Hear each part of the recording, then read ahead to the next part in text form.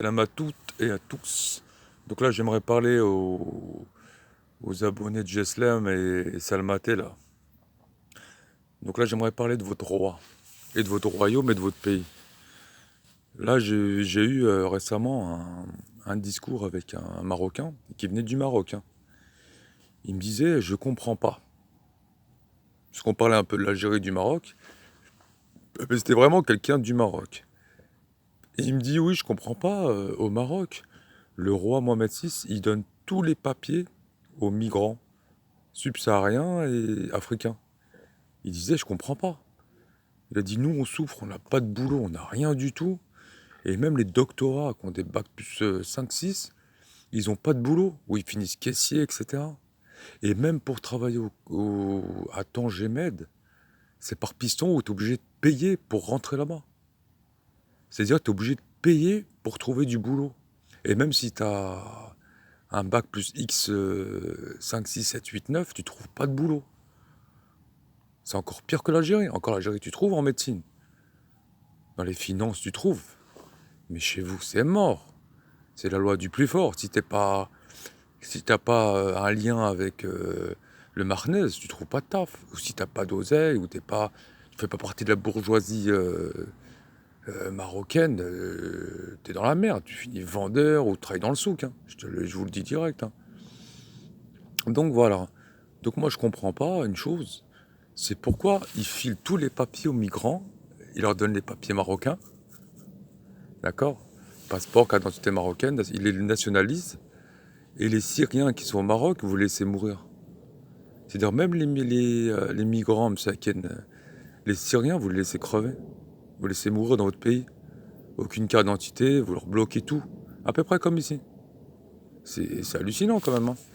Donc voilà, donc on n'a vraiment pas la même politique. On n'a vraiment pas la même politique. Et voilà, donc j'aimerais terminer par ça. Et dire que aussi que j'espère que les frontières seront fermées à vie parce qu'on peut pas. On n'a pas la même vision, on n'a pas la même politique. On est peut-être communiste, mais le communisme, ça paye. Même si le communisme, ça va nous faire un frein dans l'économie, et ça va nous faire préjudice avec l'Occident, entre guillemets, hein, etc. Et les sionistes, au moins notre race, les DZ, on reste propre, on s'assimile pas. Vous nous parlez de Turcs, Ottomans, etc., français. Mais la plupart des pays dans le monde, ils sont colonisés par ces pays-là, par l'Europe. Et ça ne veut pas dire qu'ils ont du sang européen. Vous avez du sang de tous les pays. On vous parle de filiation, vous nous parlez de l'Algérie, elle est française ottoman. Donc si nous, on veut vraiment remonter à vos racines, tu vois, on n'a même pas envie de, tu vois, j'ai même pas envie de vous parler de votre ADN. Parce que votre ADN, il remonte en dessous du Sénégal, hein, Afrique de l'Ouest, hein. Ghana, Côte d'Ivoire, les Comores, etc., hein. Et Sénégal, ça c'est sûr, hein, Sénégal, Mauritanien, c'est votre sang. Donc maintenant, si on veut parler de tous les enfants qui ont été abandonnés, faits c'est même pas par accident. Ces enfants, ils ont été faits par but lucratif. C'est-à-dire la fille, ses parents, ils ont à la Mrarba, lui ont dit va faire la prostituée pour remplir le réfrigérateur. Et la fille, elle y va, hein. La fille 17, 18, 19 ans, par le biais via ses parents, elle va dans les rues, hein. Elle se prostitue. Parce que voilà, il y a une misère, elle est conséquente au Maroc, mais vraiment importante. Maintenant, je dis Jesselem, j'aimerais parler à ta gueule. Tu nous parles de la démocratie, t'aimes pas, etc. Et c'est vrai. Là, je regardais une vidéo tout à l'heure de ATDZ, il disait la vérité. Mais je pensais déjà à ça. Si vous aimez pas la liberté d'expression, la République, etc., la liberté individuelle d'écrire, retournez au bled. Qu'est-ce que vous faites en France? Vous êtes en France, vous avez fui la dictature, Et maintenant que vous êtes en France, et c'est surtout cette communauté-là, hein, c'est pas toutes les communautés, c'est vraiment la vôtre. Dès que vous êtes en France, vous imposez ce que vous avez quitté. Ouais, vous avez un problème, vous. Après, vous nous dites, oui, la République, j'aime pas. Donc retourne chez toi, tu la dictature. Tu vis ici, tu as du mal à t'intégrer, tu nous parles de dictature, ouais, exactement, de dictature, d'extrémistes, etc. On te dit retourne chez toi, tu veux pas. C'est quoi vos problèmes là? D'accord? Donc l'Algérie, je pense qu'elle est très très très islamisée, on est vraiment dans la religion, mais notre état d'esprit d'intégration, il est complètement différent du vôtre. C'est le jour et la nuit.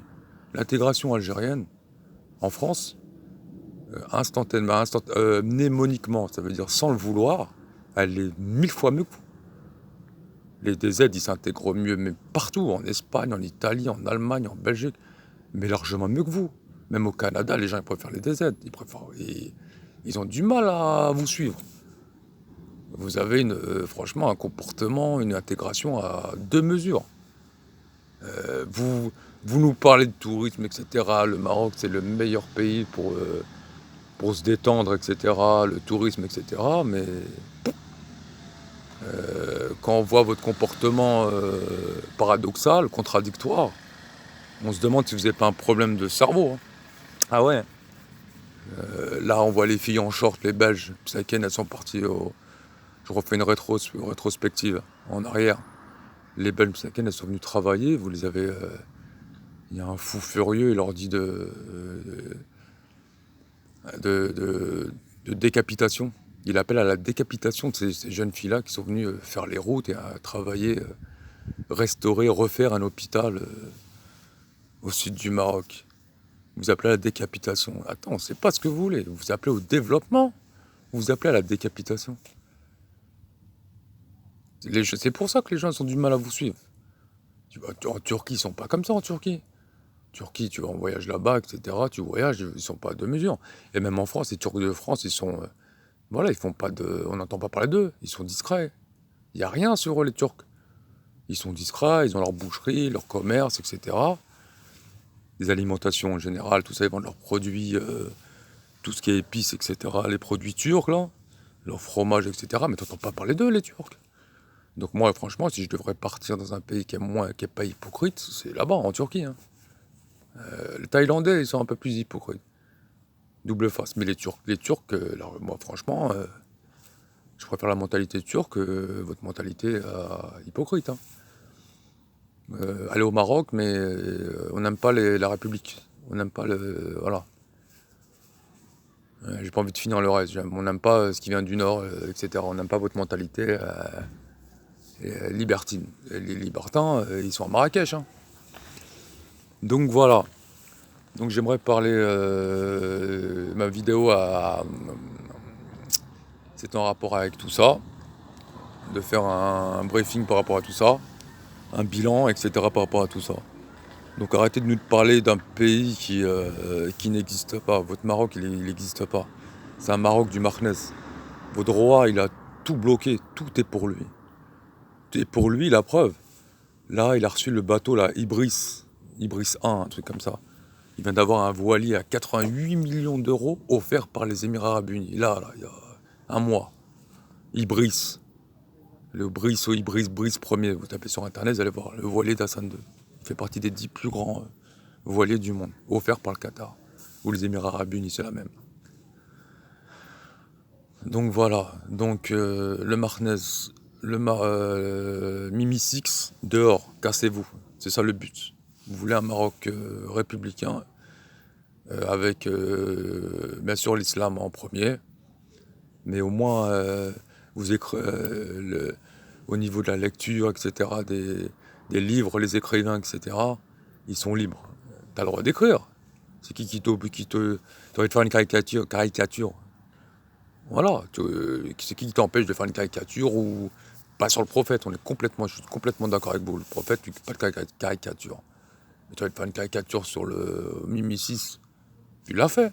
Tu vas écrire un livre sur Mimi 6. Tu vas pas condamner comme une femme écrivain Elle a écrit un livre sur Mohamed VI, ils ont failli la tuer, ils lui ont proposé 3 millions d'euros pour qu'elle ferme sa gueule.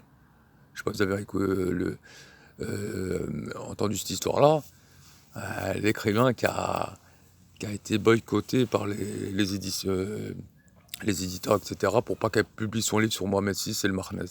Ils lui ont proposé 2-3 millions, ou sinon, à mon avis, ça allait pas continuer pour elle. Donc voilà. Donc peut-être que l'Algérie, on a du mal à évoluer dans divers secteurs économiques, mais on a notre fierté, on est libre. Les écrivains, ils sont libres d'écrire, de liberté de penser. C'est ce que vous recherchez en France, la liberté de penser. Quand vous traversez la Méditerranée, vous cherchez quoi? Vous cherchez voilà. Vous cherchez la dictature ou quoi?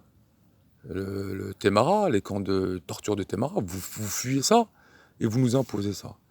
Donc regardez-vous un peu plus dans une glace avant de parler d'Irak, de Kadhafi et l'Irak algérien. D'accord? Allez, à bon entendeur, salam à toutes et à tous. Tahia Zafzafi.